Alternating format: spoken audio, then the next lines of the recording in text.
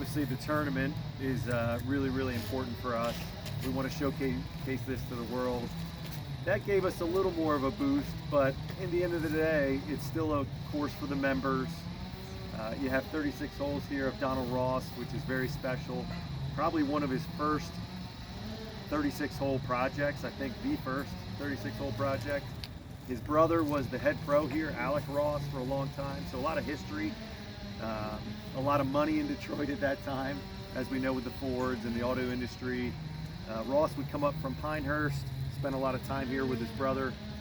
But really it's a genius routing that we see out here, cramming 36 holes onto this property, 36 really good holes. The holes behind us, 3 and 5, those are the member numbers, yeah. Obviously, for the golf course. Tournament 5 right here, and we got tournament 6 here. Yep, 5, 6, 7, 8 for the tournament. But these are some of the coolest parts of the property. Very great use of the land here, because this is probably one of the high points of the property. So really cool how Donald Ross made a par 3 to the high point, then a long par 4 kind of off the high point, then he came back to the high point again. This was the biggest change of the restoration.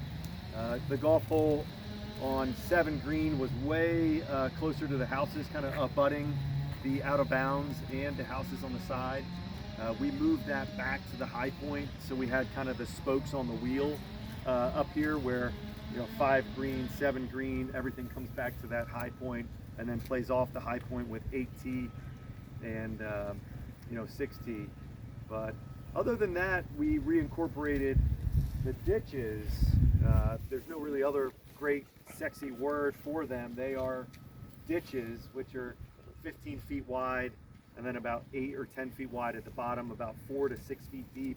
So they were built in the early teens, 1914, 15, 16, to remove water from the golf course. So they were an integral part of the architecture of the golf course, but also the infrastructure. And that's what this project really was about, replacing the infrastructure for the next 50 years for DGC, Detroit, setting them up for success. But the ditches now are all put back into their old locations in the lows. They gather all the water, and then they set up the course. They give it a different aesthetic. So when you're standing on the tees, they kind of stick out with this high grass.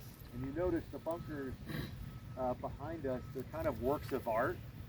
So most people think Donald Ross, they think flat bottom bunkers, steep grass faces. Well, Donald Ross did a little something different here.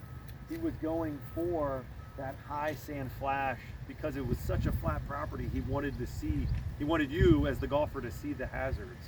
So we have so many special differences here with the ditches, with the high sand flash bunkers, with some of the elevation change here that Donald Ross used and utilized. All of that we tried to maximize during the project. We tried to make the bunkers look grander, bigger, sexier, jump out of the landscape.